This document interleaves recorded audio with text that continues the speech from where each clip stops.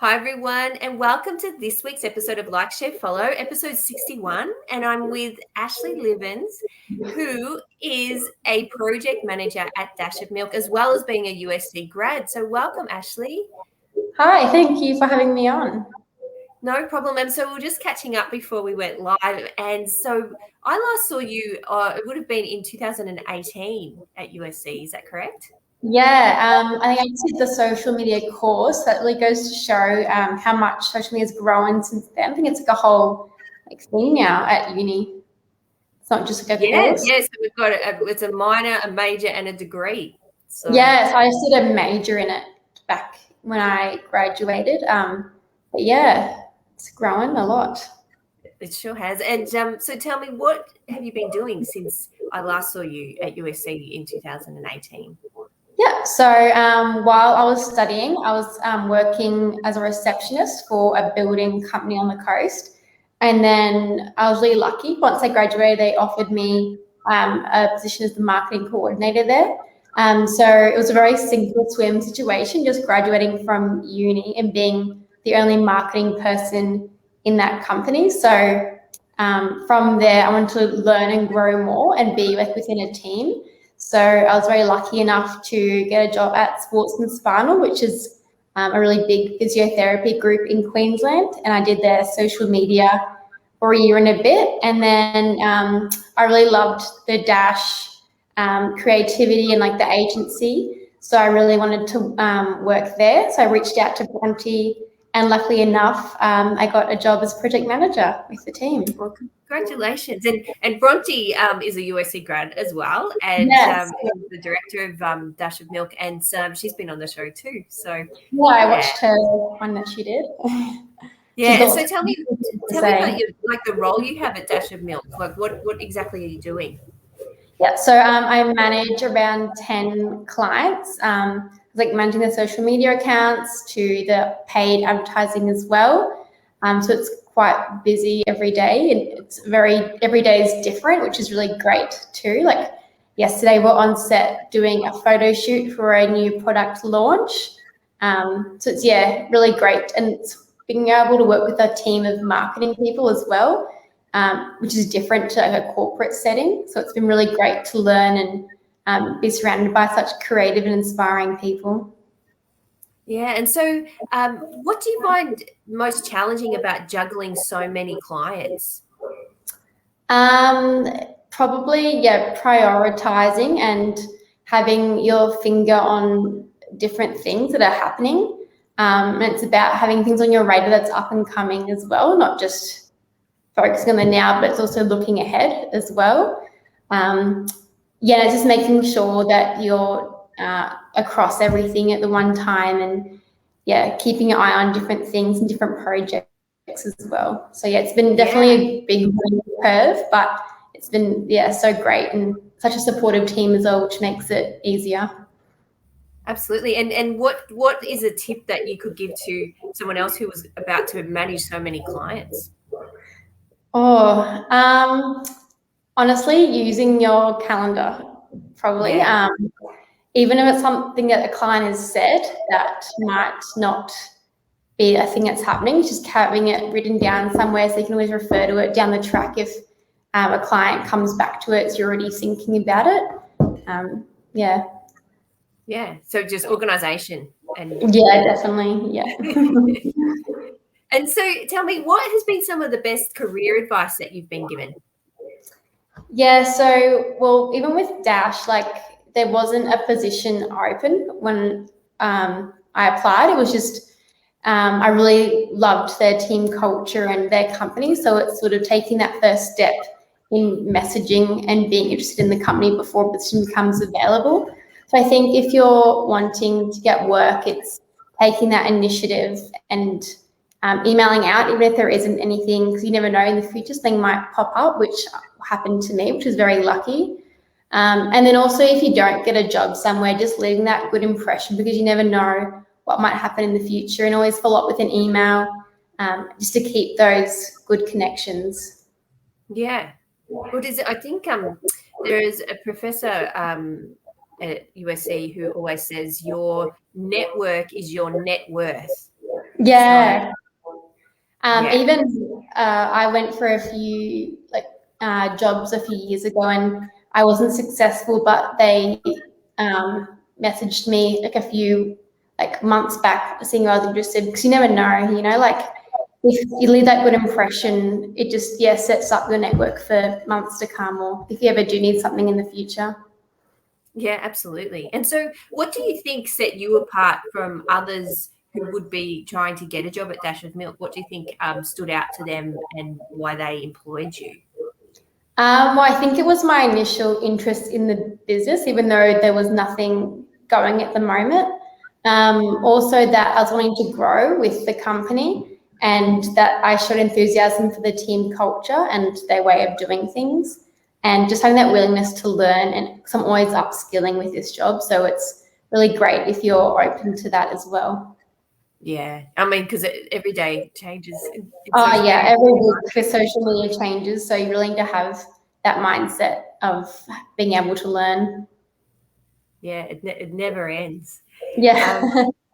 And so also tell me, what did you find some of the most beneficial things that you learned at university that's really helped you in your current role? Yeah, I think first and foremost is the importance of research. I think also understanding your audience, because what you might think might work, what you might think is trending for you might not for the audience. It's really having an understanding of who you're speaking to.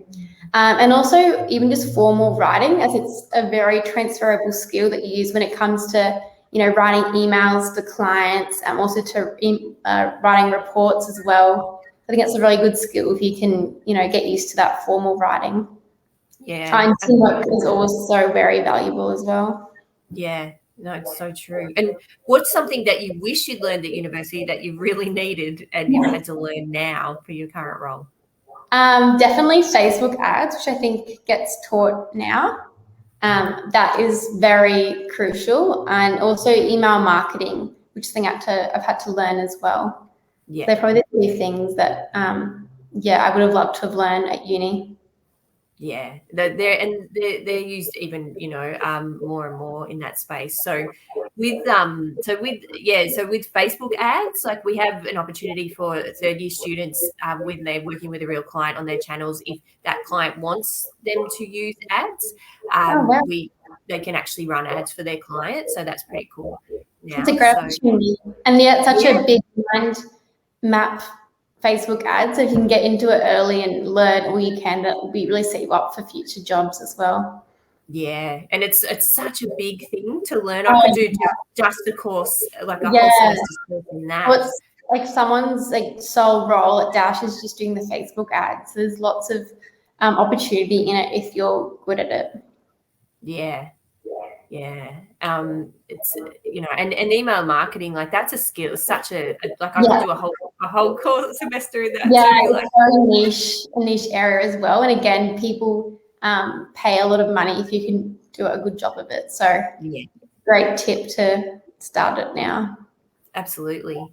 And tell me, because you're working in the space, in the social media space, and it changes all the time, as we've said, what is something that you've learned in the last couple of weeks, something new that you've learned that you could share with us? So it could be a platform change, or it could be a tool or a hack that you found, or just something interesting that you could share that's quite new. Well, recently, there's always been a debate, I guess, whether to use hashtags in the comment or in the caption. But Instagram had just come out and said that for hashtags to be optimized in search, it's best to have them in the caption, and only one to three, making them the most relevant to where your audience will be searching, which here at Dash, we've been putting them into the comments to make it look cleaner and neater. So we're trying to change everything and make it into the captions now. So I thought it was huge. Yeah. And I mean, I've read research on that before, and it even said in that research that it was better, particularly for smaller, or accounts with smaller followers, to put that in the caption. Yeah, I mean, it's always changing. It might be the next way another week, but I guess, and there's no certain chance that it will be shown. It's just to get the best chance that it will be searchable. Yeah.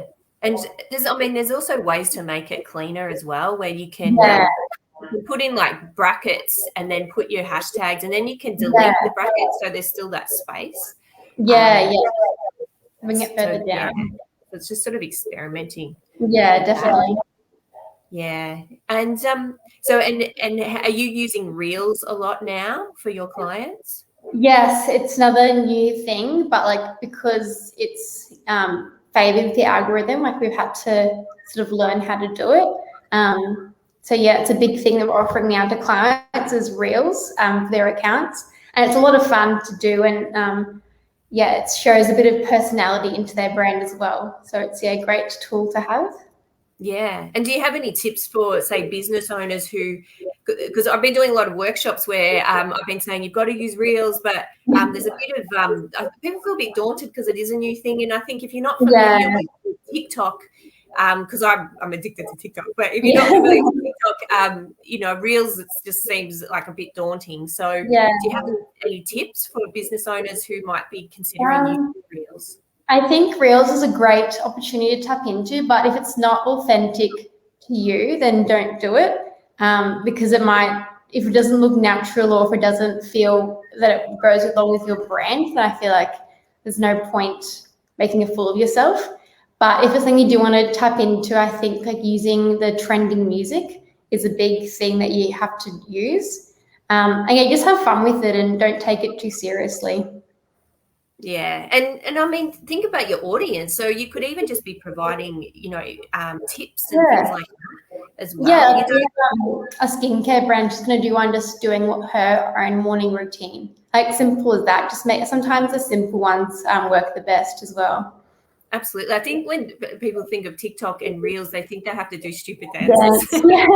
No, not really. It's more than that now. Yeah, definitely. Yeah. I know the Dash one, we did one of just going to our team golf day, like just things that you naturally do, but just take little videos of it. Yeah, that's good. Like just sort of sharing behind the scenes stuff. Yeah, definitely. Like an insight into being a business owner or behind the scenes. And also tell me, what is some advice that you could give to emerging professionals who are still at university or who are just leaving and entering the industry about how they can be successful at their careers? I think a big thing I've learned is, showing interest in a business before they're hiring, and getting to know their company values and reaching out, even if it's just to do some free experience as well. Also, experience can be really hard to get, harder than what you think it would be. So even in your current work, asking if there's anything marketing related that you can do, even if it's just like doing a few social media posts that you can put on your resume, it all helps and it's all experience. And then also, I guess, networking and forming those connections, adding potential employees to LinkedIn, growing a LinkedIn account and reaching out to people in your industry that you admire so that, you have connections everywhere. Yeah, and LinkedIn's really powerful. Like I keep trying to get students to use it, because particularly building their networks now on there before they graduate. It's really important. And get it all looking good for when you are looking for a job. And even if you find an employer where you want to work, I can message them and be, hi, I'm really interested in this company. What do I need to do to get a job here? And then they can see that you're actually keen. You're not just applying to heaps of places and looking for the first job you get. You're actually interested in working with them and growing with that company. And if you think about it, that is marketing, isn't it? It's identifying audience and having a connection with that audience. So you're actually doing that by reaching out and doing your research on that company as well. And it's just a simple thing, but I feel like it's very effective. And just like 5 minutes a day, trying to connect with different people is all we need to do for it to, potentially land you a job. And what would you say to, say, emerging professionals who feel really nervous and shy about doing that? So how, because you wouldn't have felt confident straight off the bat. No. So what got you over the line to actually feel the fear and do it anyway? I think wanting a job, like I feel like you just have to do it if you want to, be seen. It is very daunting, but I feel like you just have to do it. I think even if you write something to practice with, like draft up an email and then just sort of keep perfecting it. The more times you do it, the easier it'll get. And that's like with interviews as well. Like you just learn from your mistakes and you get more confident the more you do it. But yeah, it takes a lot of, you get rejected before you get accepted. So I guess just the process you have to go through, but yeah, it gets easier. Yeah, it is. It doesn't. It's like a skill that you just keep. Yeah. Like the first interview I did, I was shocking, but you just grow more confident in your abilities, and it's sort of backing yourself as well, and showcasing what you have to offer as well. And that's just the team culture, not just in the marketing sense too. It's about what you can offer to the team. Yeah, because it's more about your skill than your skills, isn't it? It's about how well you fit in, and it's you want to seem like you're going to be great to have around. And be like adaptable and being able to like learn from people, and so it's much more than just your experience, which is good as well, because people don't have lots of experience going out of uni, so it's good to draw on your other skills as well. Yeah, and one of the most important questions of this whole thing, it's the name of the show, is who do you like, share, and follow? I like Pepper Hart. She's a graphic designer in, I think, Byron Bay. She's got a really nice style and feed. I also love Inspired and Fluid, which I think is a popular one at the moment. This seems to be very serious at the moment, so it's nice to have a laugh, and they've got great dancing videos. And also the Dash page is a good one for tips for social media, and also Later is a good one for social media tips as well. Excellent.